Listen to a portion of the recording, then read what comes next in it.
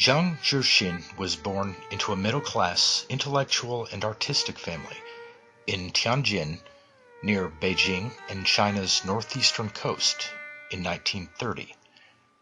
Her life began in the middle of the Chinese Civil War, when the country was divided in chaos between nationalists and communists, and beginning to experience crumbling relationships with Russia and Japan. In fact, in her first few years of life occurred the Central Plains War, the Japanese aggression, the Red Army's Long March, the Fujian Rebellion, the Kumu Rebellion, the Sino-Tibetan War, and the Soviet invasion of Xinjiang. All this, despite the fact that nationalists had just militarily reunified the country. Zhang Zhixin grew up watching her country tear itself apart, while Japan took advantage of this to do more of the same. Like many idealistic Chinese youths, she embraced communist beliefs in her early years and actively involved herself in what was then called Socialist New Life in post-1949 China. Zhang Zhixin was, in the eyes of everyone she'd met or known, very much liked and respected, and she was understood to be a highly literary, artistic, and enthusiastic spirit with obvious good-natured aspirations. Deputy Director of Chinese Security from 1953 through 1957, Liu Bing said of her, quote, "She was beautiful, but even more so was her heart, gentle, quiet, and versatile. She was ingenious, loving, always valiant and heroic. She was very tall, agile, and ladylike in temperament." End quote. Her sister recalls many memories of her playing guitar and violin, and says the song called Ballade was her favorite. Colin Mackerras, in his book, The Performing Arts of Contemporary China, tells us a bit about her youth. Quote, "The younger sister of Zhang Zhixin recalls that they had come from a very musical family and that their father had engaged in musical education work. Before liberation, Zhixin and two of her sisters had formed themselves into a band which was called the Three Zhang Sisters. On one occasion in 1947, they had accepted an invitation to play at Kuomintang gathering in honor of Chiang Kai-shek. Zhang Zhixin claims that the intention was, through our performance, to express our dissatisfied feelings towards the Kuomintang rule. On the other hand, it is easy to imagine that the followers of the Gang of Four would have regarded this little incident as an expression of the family's uncertain loyalty to the Chinese Communist Party. Clearly, the whole exercise, the association of the Zhang family with music, and the content of the martyrs' three little songs is aimed at strengthening the hostility to the gang and instilling the new line of Deng Xiaoping and his colleagues into the people through the medium of the arts, and in particular, music. The type of music used most directly for propaganda purposes, whether in connection with Zhang Zhixin or in schools, is likely to be easy to perform. Probably it will show strong elements both of traditional tunes and instruments, but also the influence of the West in terms of rhythm, mood, and instrumentation.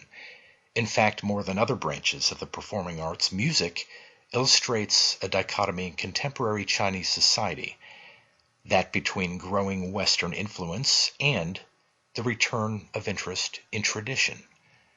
Nationalism might want the tradition kept pure, but modernization is likely to bring ever greater cultural and musical influence from overseas, especially the West." End quote. After completing her high school study in 1950, she went to Hebei Teachers College in Tianjin, where she joined the Chinese People's Volunteers in support of China's intervention in the Korean War of 1950 through 1953. Because of her relatively strong educational background, she studied at a military cadre training school before being selected to study Russian language at Renmin University of China, formerly known as the People's University of China, in Beijing in early 1951.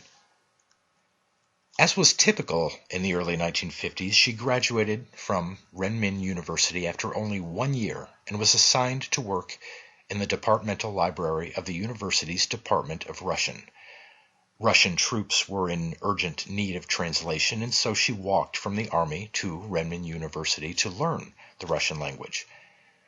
Zhang had been very active in her university life before and after her graduation because of her talents for music, dance, and playing violin, rare among not only students of the university, but also young Chinese at the time in general. In 1952, she met Zhang Zhixin, who was Congress Youth League Secretary in the university's philosophy department. They married in 1955, the same year she became a member of the Communist Party, which, in the view of party leaders, had shown that as a person from a traditional urban family, she was well integrated into the new and emerging elite groups of post-1949 China. The couple was transferred to Shenyang, the provincial capital of Liaoning Province, in 1957. There, they each became CPC Liaoning Provincial Committee cadres. Zhang first worked in the party's Shenyang Municipal Committee and was transferred in 1962 to the propaganda department of the party's Liaoning Provincial Committee. The couple had a daughter named Lin Lin and a son named Tong Tong. From the very start of Mao Zedong's so-called Great Leap Forward in 1958, Zhang Zhixin saw through the political manipulations of her country's condition, and by the time of the absolute rule of Mao's dictatorship and Cultural Revolution of 1966, she was openly vocal about her observations. Her husband often worried and warned her that her outspokenness would invite disaster. She saw right through the charade of what Chairman Mao was not only doing to all Chinese people, but causing them to do to themselves. She called it like it is, a cult of personality.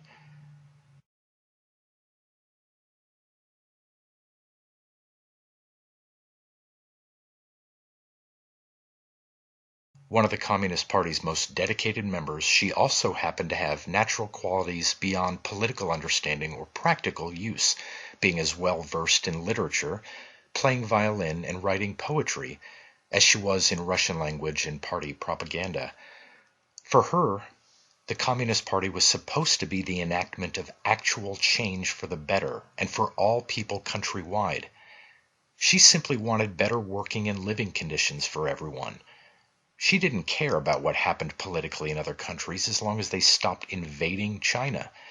More importantly, she became downright hateful toward Chairman Mao and his inner circle, and the direction he was leading the people after hijacking her precious and simple cause and turning it into a cult of personality. Her passionate calls for a reality check brought home a manifestation of her husband's warnings, in the Orwellian form of the thought police bearing charges of crimes against Big Brother. By all accounts, she never hid from anyone or anything in any way, even after being frequently told that she could very well get herself beheaded. She spoke in support of Peng Zhen and Liu Shaoqi, whom the party considered anti-revolutionary. Early in 1969, in a small cadre school meeting, she denounced the meeting itself. She had stated that she supported a cultural revolution, but that the direction Mao was steering it was absolutely wrong, especially as he was personally steering it. This can perhaps be considered the last straw for the party. On September 18, 1969, at the height of the Cultural Revolution, Zhang Zhixin was arrested as a counter-revolutionary. Less than a year later, she was sentenced to life imprisonment. Having been imprisoned and tortured for 6 years, she was executed in 1975. Unfortunately, there are many more details about her death and the atmosphere and context in which it occurred than her life. So now we must glimpse her prison life through her own words in order to know her, as well as those who championed her cause and helped make of her a martyr, and the recalled memories of family and fellow party members and journalists, both local and international.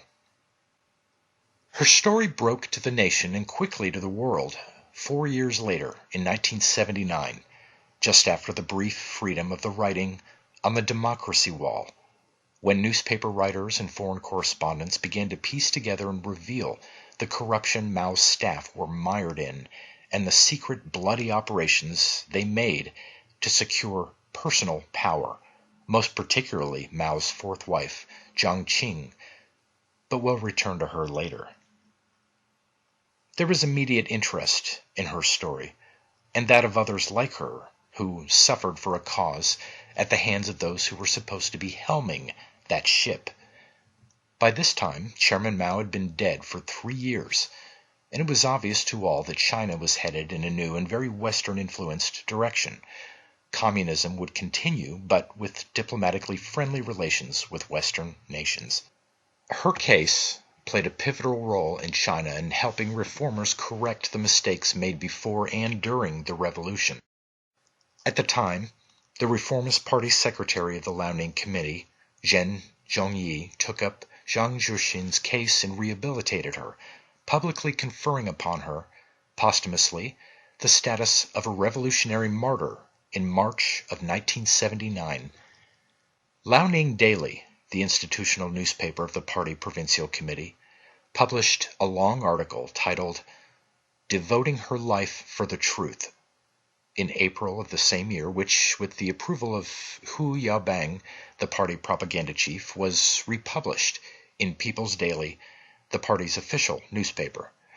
Guangming Daily, another influential paper in China, published a long investigative report titled "A Report Written in Blood" on June 5, 1979, and continued its coverage for more than 3 months, producing about 100 reports and analyses. Being part of political and ideological infighting within the party against Mao Zedong's successor, Hua Guofeng, this case fueled extreme anger toward the Gang of Four, the Maoist faction led by Mao's wife. The impact of Zhang's case upon the entire society was so significant that her name was included in the first post-Mao edition Chi-hsin, the most authoritative multi-volume encyclopedic Chinese dictionary, in 1979. It is important to understand the psychology and motivations of Mao's psychotic wife, Zhang Zhixin, and her role in the Gang of Four, being that this woman is personally responsible for much of the torture and rape endured by Zhang Zhixin for 6 years. In fact, she informed her guards that they would be promoted if they would rape her. She also told the male prisoners that their sentences would be shortened if they would also rape her.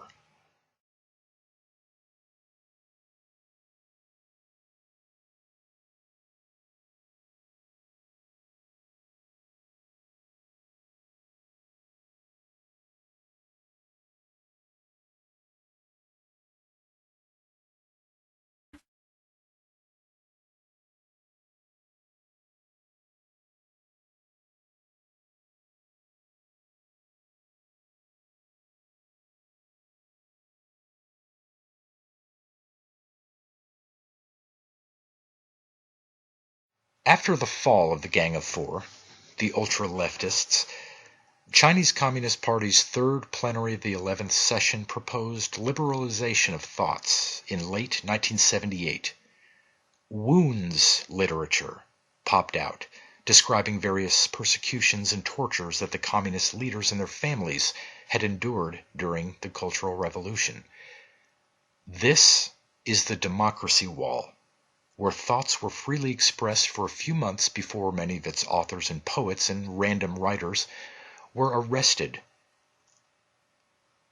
where many discovered the deepening corruption of the party supposedly working on their behalf, and where they also discovered the experiences of people like Zhang Zhixin.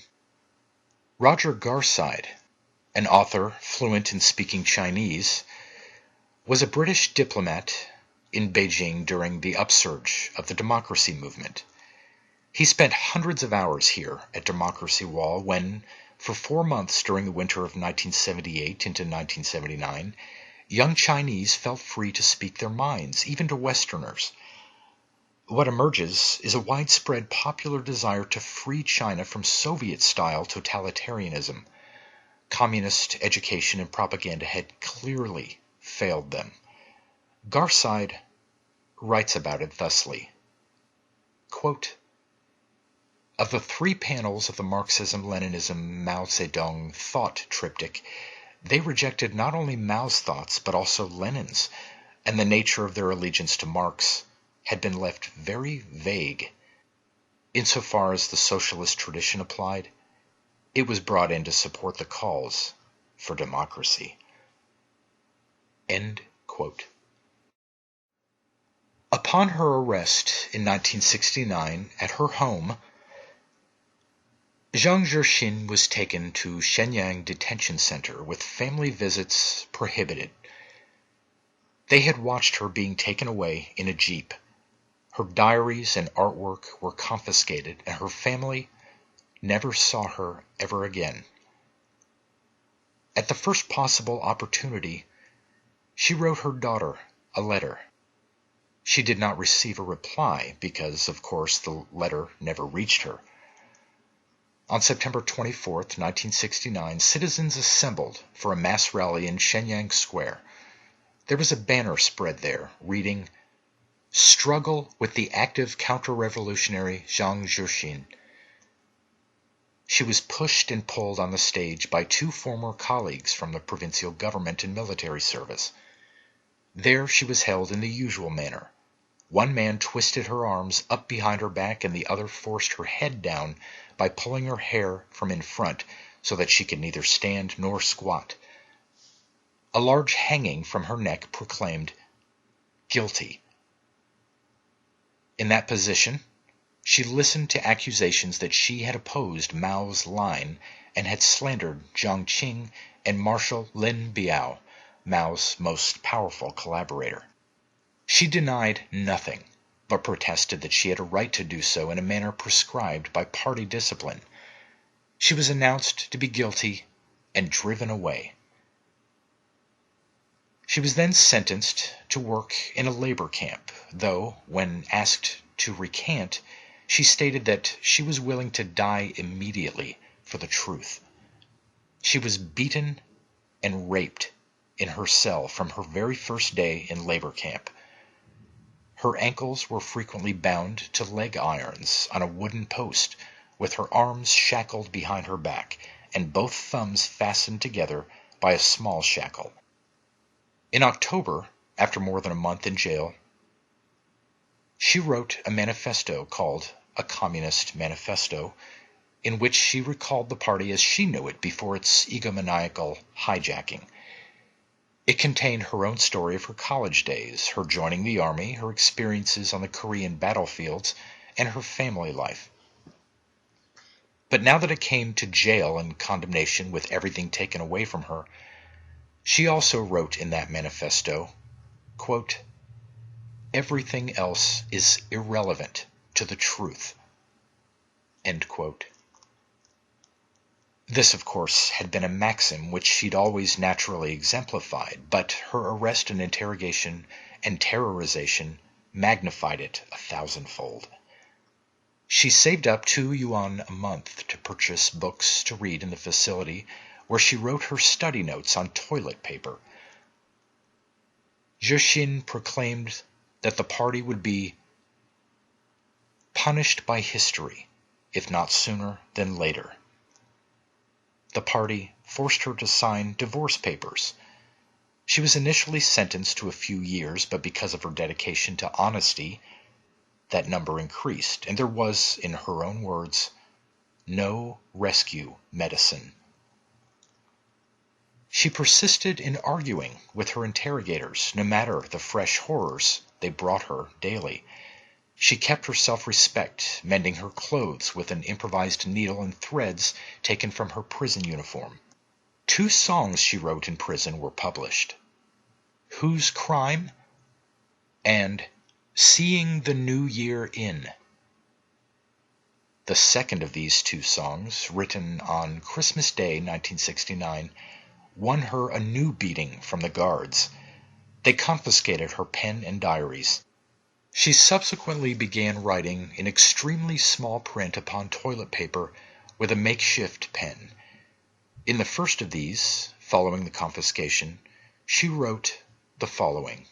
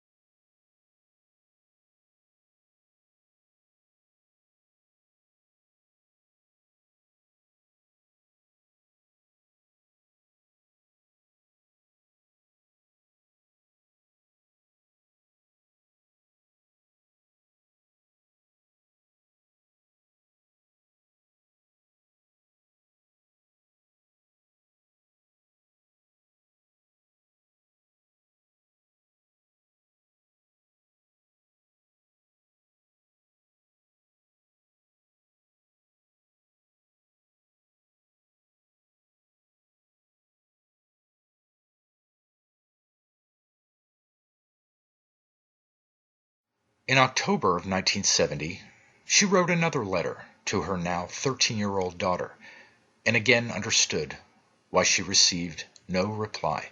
Her essay, My Views Remain Unchanged, said of Mao that after the Great Leap Forward, quote, his scientific attitude grew weak, his sense of modesty diminished, and his democratic style of work also weakened. End quote. The party's uneasiness, even while rehabilitating her, is reflected in a speech by Zheng Zhongyi, successor to Mao's nephew, which sought to explain why no one protested at her death at the time. Quote, first, when the Gang of Four were on the rampage doing all they could within the party to stifle the atmosphere of seeking truth from facts, it was impossible for the case of Zhang Zhixin to be brought up in detail and freely discussed at meetings. Secondly, because of the evil influence of the Gang of Four's ultra-left ideas, some of our comrades failed to recognize the correctness of Zhang's views and did not consider her innocent.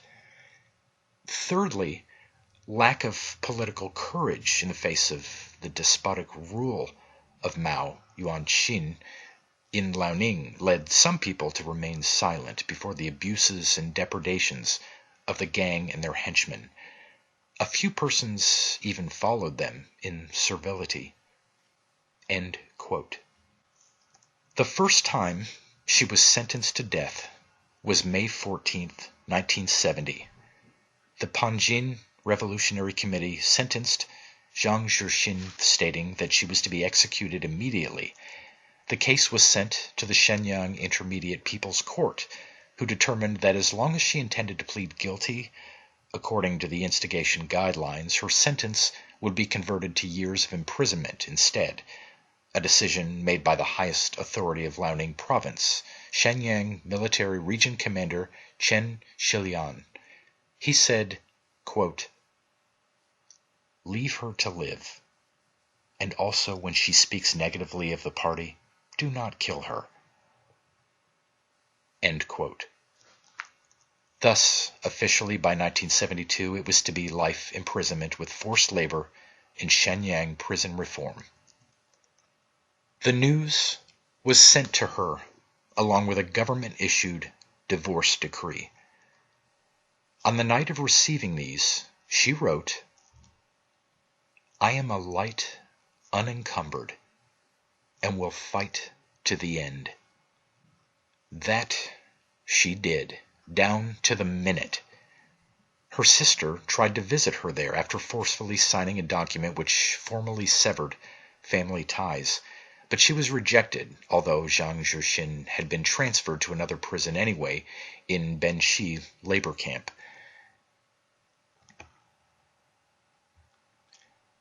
Zhixin had left a farewell letter to her family, however, which, amazingly, actually did reach her family, and it is among the very few tangible things left of her that her children and husband could cherish. Of course, they never saw the letter until a decade later, by which time some severe reforms had been made and her name cleared of wrongdoing.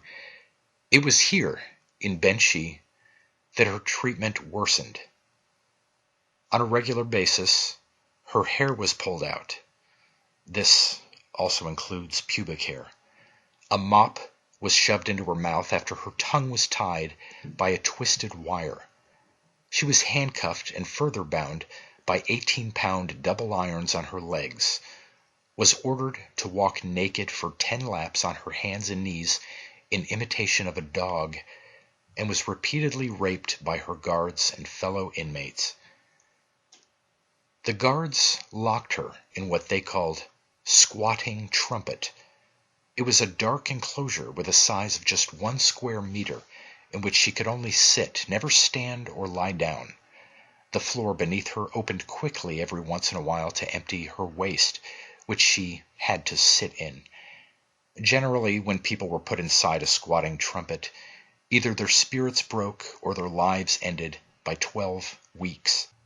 Her sister recalled much later that she endured it for a year and 7 months, and that despite the fact that it was the lowest and most unspeakable of insults, at least here she was no longer subject to the violent rapes.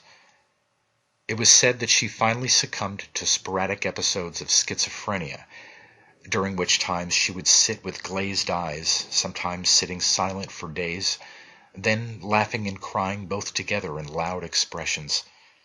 In one such moment, she was supposedly found eating toothpaste. On another, cornbread dipped into menstrual blood. Chen Yushan, former reporter of the Guanming Daily, tells us that she was a spirit above spirits, and that however much insanity she came into at the end, she remained strong as ever. Her prison life lasted from ages 38 through 45. In 1975, the new ultra-left campaign to exercise all-round dictatorship against the bourgeoisie led to a call by Mao's nephew, Mao Yuanxin, for exemplary death sentences on those deemed to have deserted the revolutionary cause for the bourgeois camp. He said about her, quote, "Throughout her imprisonment, she's been so arrogant. Every day she lives longer, she becomes more counter-revolutionary. Let's kill her and be done with it." End quote. The second time Zhang Zhixin was sentenced to death, soon to be realized, was on February 26, 1975, based on the CPC Central Committee and State Council Police Work 6, Article 2, quote, "Those who make counter-revolutionary posts, whether anonymously, secretly, or publicly, distribute counter-revolutionary leaflets, write or shout reactionary slogans, are guilty of counter-revolutionary behavior and should be brought to justice." End quote. Her case was sent from the Provincial Standing Committee to the Liaoning Provincial Supreme People's Court, where her death sentence was officially approved as being in line with legal process. The responsibility for this decision falls on dozens of people, but more than 30 years later, all of them, including Zhang Zhixin, had been either shifted about in location and position, or do not regret their role in her death, or both. On April 4th, 1975, Jiang Qing and party officials were afraid she would speak to the gathered crowd on the way to Shenyang Dongling execution grounds, and so they relied on what was by now a common practice. They pierced a small hole in her windpipe. She certainly could not speak after this and could only struggle to breathe. Apparently, even this seemed not to suffice, because then they broke her jaw. Witnesses report that she walked with both grace and pain, her expression both peacefully resolved and defiantly glaring.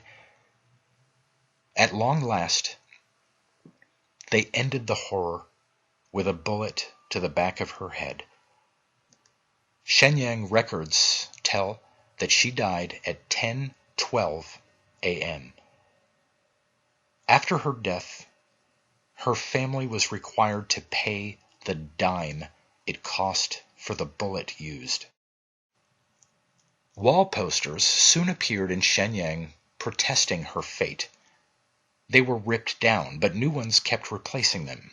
Mao Yuanxin and Zhang Zhixin had created a saint who would be an even more powerful opponent in death than she ever had been in life to them. It was embarrassing, but by no means fatal. That is, until the very next year of 1976, when Mao Tse-Tong died along with his ambitions. His nephew, Mao Yuanxin, was caught and arrested while trying to escape from Peking. Mao's wife, Zhang Zhixin, along with the whole gang of four, were also arrested. They were brought to trial and convicted in 1980 for crimes against humanity. During her trial, Zhang Zhixin was shown a slideshow of photographs taken of some of the deaths she had caused and asked to explain. Here's how she reacted. 这是1967年1月22日，张灵芝被迫害致死后的尸体检验照片。尸体背部伤30处，头部有裂伤1处，深至骨膜。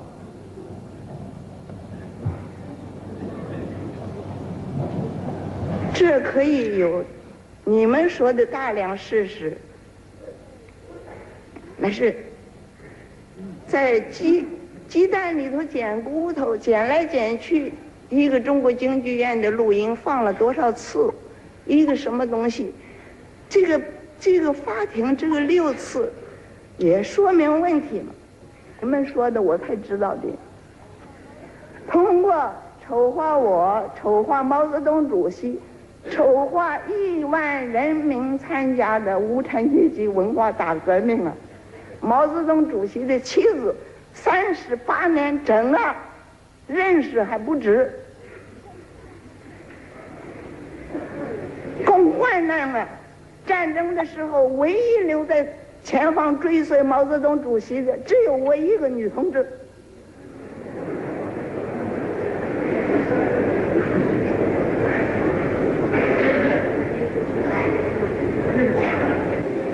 被告人将其实行犯其而令之刑。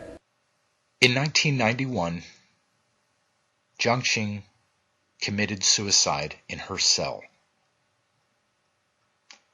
By comparison, one can clearly see the integrity and strength of spirit in one of the two women.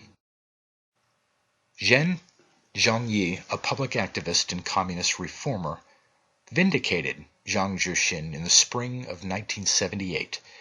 Liu Bing claims that Zhen Zhongyi is to be commended for the immense amount of courage it took to champion her case before the court, his career and very life at risk under such political weight. In mid-January 1979, a joint review of public security was set up in Liaoning, and auditors reviewed all the confiscated material she had written in prison, a total of more than 10 million words. And being that most of it was written on toilet paper, the words were so small as to require a magnifying glass to read. Zhen Zhongyi was strict in his supervisory position thereof. Chen Yushan quotes Zhen Zhongyi about the matter in conclusion. Quote, In this assessment, it is a particularly major injustice that we are here having to learn her spirit in this way.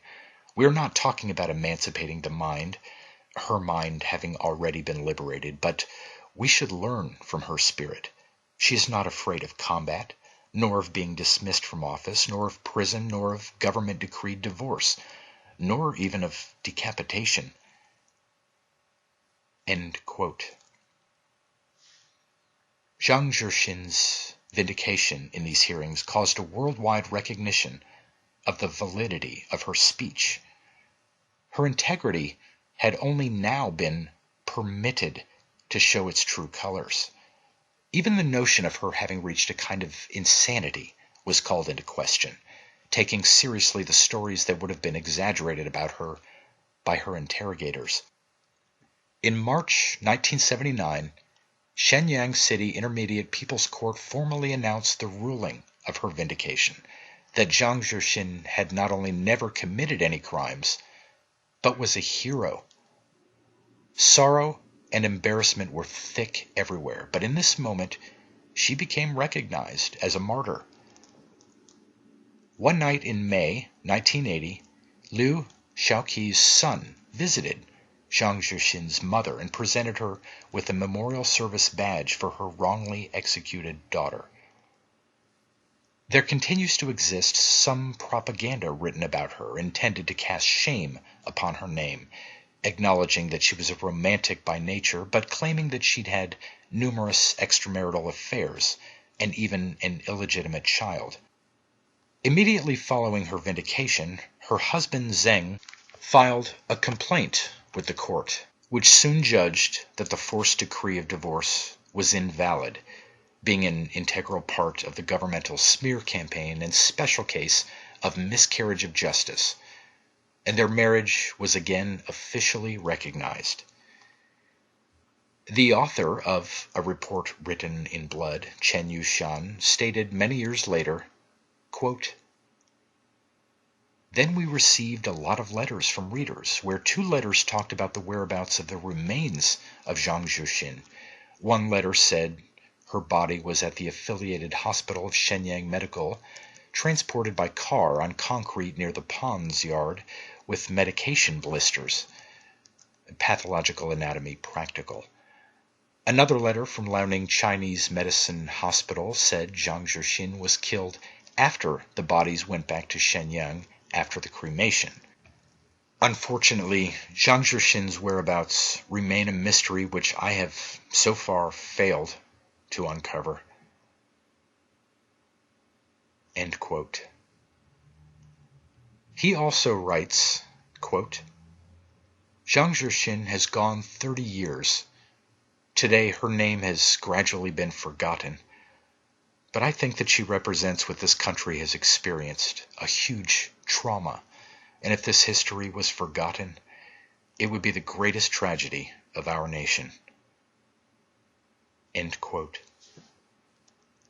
In October of 1979, the Democratic activist magazine Autumn Fruit posted on Democracy Wall a letter written by Zhang Zhixin's mother to the President of the Supreme Court, Jiang Hua. She demanded the opening of an inquiry into the execution of her daughter and the punishment of the guilty. The reply of silence still echoes through time.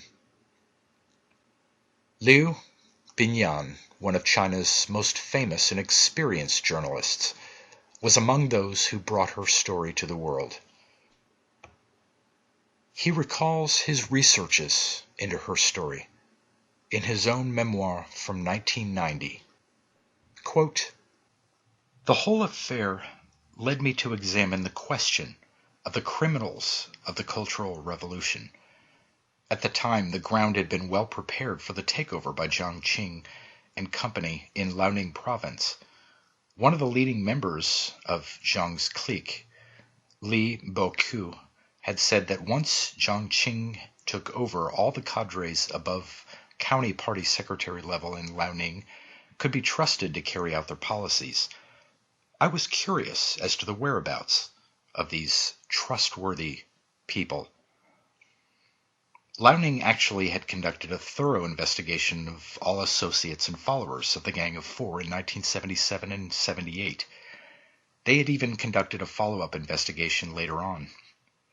In Liaoning, in contrast to Shandong province, the leaders were launching a campaign to round up these criminals of the Cultural Revolution who had managed to elude detection.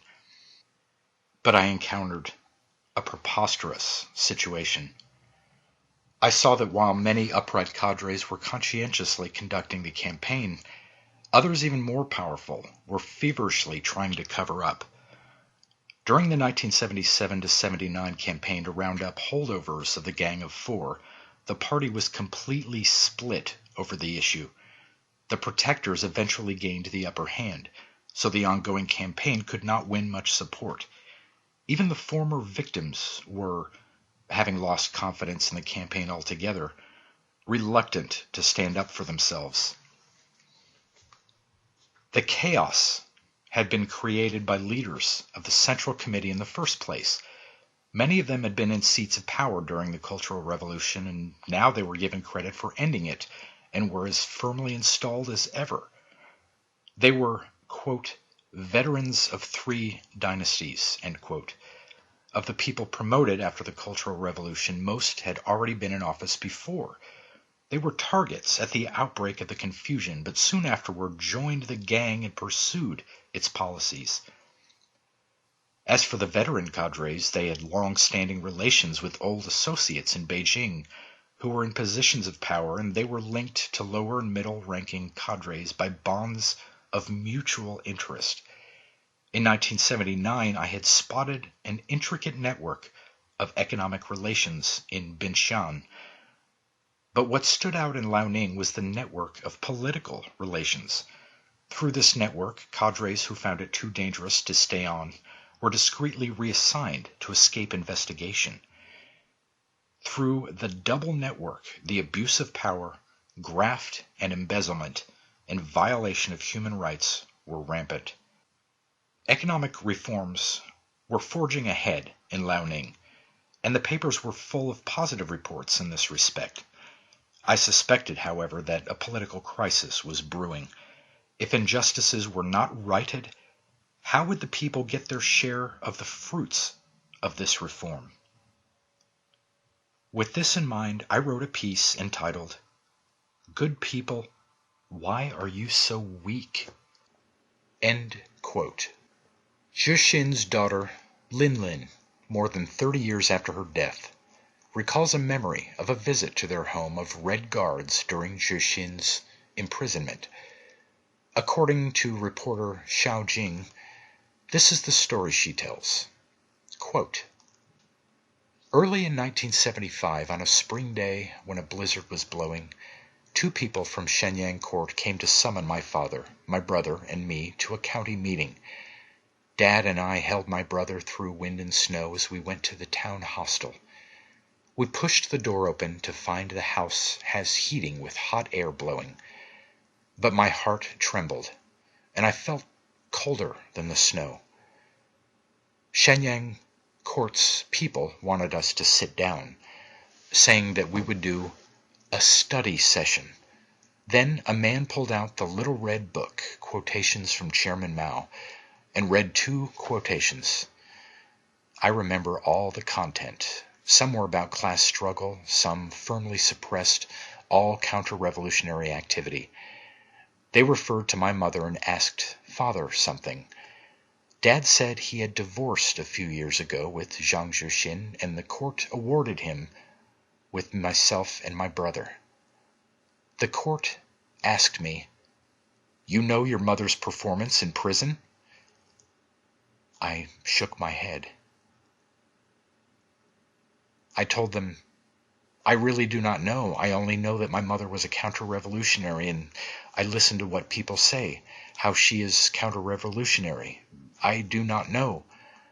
After Mother was in jail, my father sent to prison some clothes I did not see. My uncle from Beijing went to Shenyang to the prison to visit, and they do not let him see her. Since Mother was arrested, all our contacts are broken, and we do not know anything. Shenyang Court's NPC cried, "Your mother is very reactionary. She does not accept the transformation. She stubbornly opposes the great leader Chairman Mao and the invincible Mao Zedong thought. She opposes Chairman Mao's proletarian revolutionary line, which is more than a sin. The government considers a sentence to death. If she is, how would you feel about that?" I was shocked. I did not know how to answer. My heart was broken. But I put up a calm, strong front and trying not to cry. Dad said you must not show tears in front of others or it will show that you feel for your mother and side with her. On my behalf, my father replied, "If you do that, what the government does to deal with this is best." The court man asked, "After the death penalty closes, do you want the clothes removed from her corpse and returned to you? And will you bury the body?" I lowered my head and did not speak.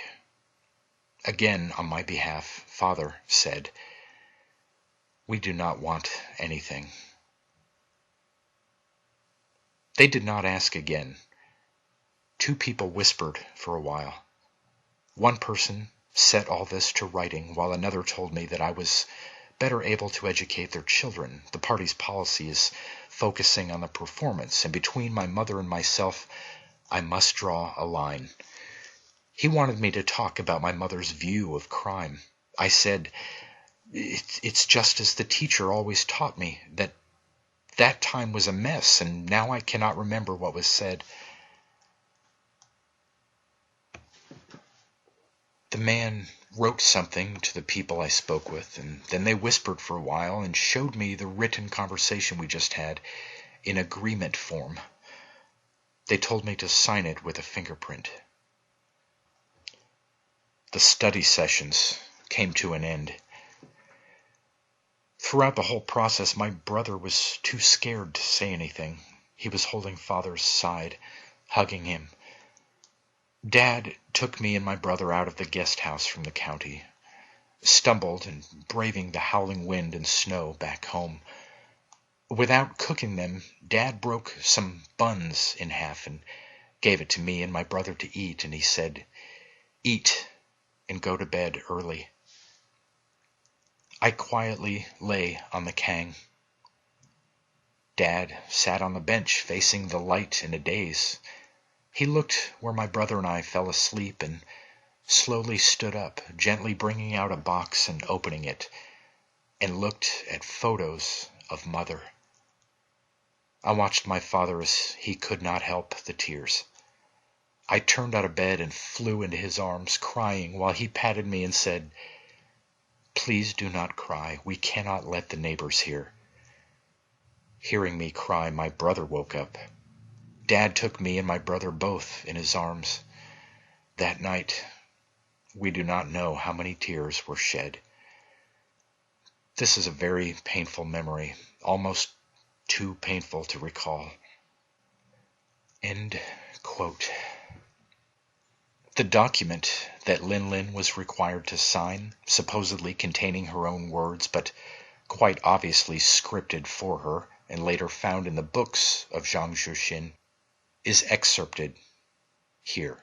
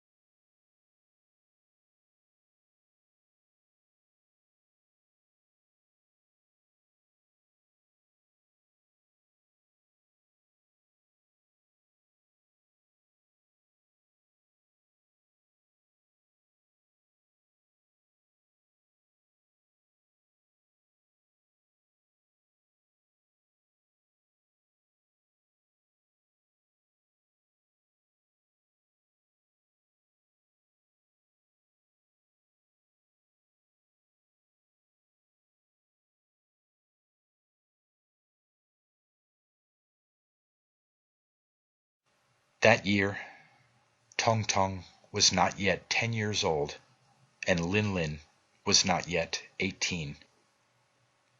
In 2010, artist Yang Zhixin revealed his sculptures of Zhang Zhixin alongside a sculpture of another woman with a very similar story, Lin Zhao.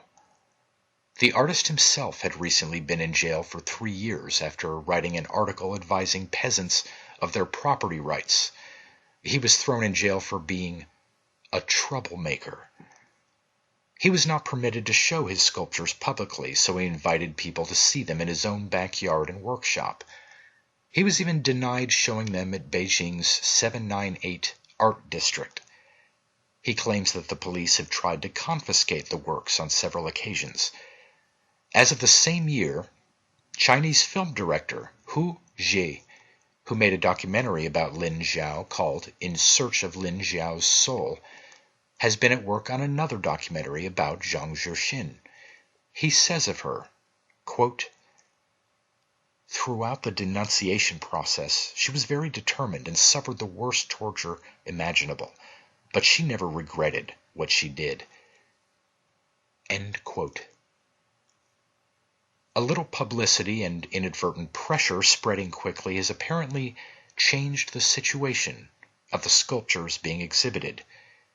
If you go to Beijing today, you will find at the foot of a public housing building in the northern suburbs a sign which announces Garden of Steel Roses. To enter, you must squeeze between the fence and the wall of the building to reach a small space in front of a flat on the ground floor. There you will find the 2 busts which he sculpted in secret. He says of his work, "It was both tributary and therapeutic." Yang Zhixin's wishes to donate the 2 statues of the young women to their alma maters, Peking University and Renmin University, but he remains blocked from so doing, despite broad support from both prestigious institutions. Zhang Zhixin's son and daughter are now living in the United States. Her sister and husband are living in Beijing. Transcripts of some of her prison interviews and court sessions are available online, although the farewell letter she wrote to her family is also available in Chinese. I've decided not to translate and read it to myself or here in this presentation, out of respect to all her family. Zhang Zhixin is a hero of mine. Her passionate and poetic heart will always echo in my own. This is a spirit absolutely intolerant of anything but freedom and truth. I leave you with Zhixin's favorite melody, which she used to play on the violin. Romanian composer Ciprian Porumbescu's Ballade.